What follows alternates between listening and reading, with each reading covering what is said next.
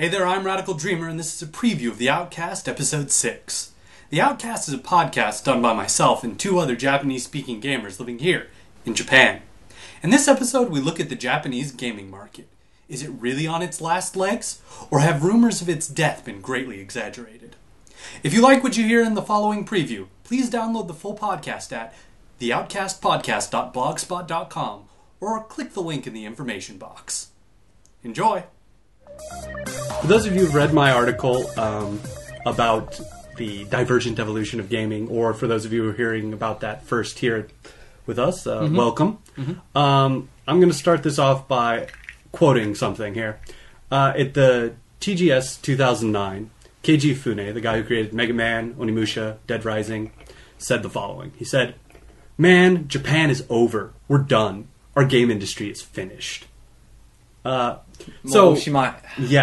And at the moment he said that, that was reported by every Western journalist site talking about video games as, oh my god, the industry is dead. Look, he's a Japanese guy. He's a game creator. He's famous. And for that very reason, that was a very irresponsible comment. And so it was taken as gospel. And then people went and did what I call retroactive science or retroactive study, where basically you take a conclusion that you want to be true, and then you go back and find proof for it. So people are like, oh, look, yes, overall the gaming industry is making less in Japan than it has in previous years. Therefore, the game industry is dying.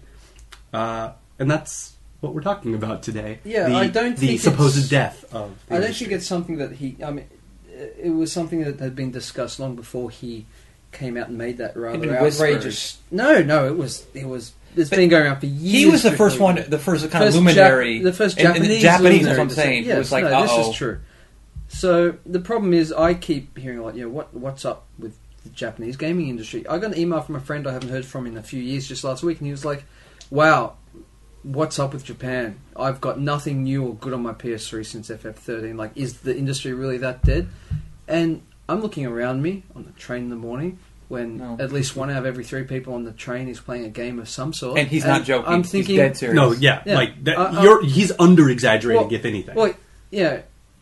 Well, the image you've got from Australia is completely, from the internet press, is completely not what's happening. It's not dead, but it is, however, undergoing a period of rather extreme change. So I've got another quote here for us. Shoot.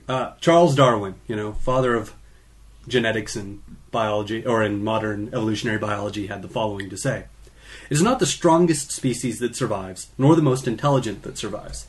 It is the one that is most adaptable to change." And like any creature with a changing environment, the Japanese gaming industry is changing to fit a new Japanese market, their environment. Just like the T-1000. Yeah, exactly. Never seen that movie to this day.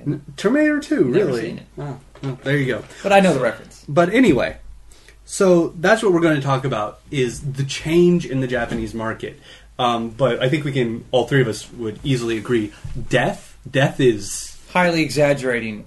It's misreading the market. It really is. It really is. It's looking at Japan from a Western gaming perspective and be like, oh man, they're done for. They're not pumping out the HD games every week. Which is true, but it's a whole different ballgame over here now. If you look at it from a Japanese perspective, it's like the title of an EVA movie. Right. Death and Rebirth. Because it's been reborn over the past few years in particular. So what kind of evolution are we talking about in gaming, right? Okay. That's what we're looking at right now. Like, what kind of evolution? And as we were talking about, as we just hinted at, on trains, what do we see everywhere? I see PSPs recently. PSPs, a year back. But those pale in comparison to the number of DSs out there. Especially, Yep. DSs in the past. We've all of us been here to see it go from only DSs to a good mix of DS and PSP. DS and PSP. I've seen it go from nothing to handheld. Well, that's true. I've seen it go from mobile phones. That's true. Yeah, to DS phones. To a good mix of DS and PSP. Right. So that's what we're talking about, is this evolution to a portable or handheld this is gaming the evolution market. We're referring to. The fact that it's gone mobile. The Japanese gaming industry, as we've known it, as people may have grown up loving it, it is becoming less and less relevant. However, in its place, we've got this new mobile industry, which is very much, I think, the present and, more importantly, the future of the industry here. But what we want to go into is the underlying reasons, because that's what's most misunderstood. I mean, the first thing, even I love coming home, sitting on my couch, as I've said nearly every podcast, and playing games. I'm not a huge mobile gamer, but when I love Parasite Eve. Right. When they say Parasite Eve 3 is coming, I'm like, yes. And at first, when they announced it, like 3 years ago, and it's coming to Docomo mobile phones, I was like, no, I'm never playing. Then they're like, actually, now it's on the PSP.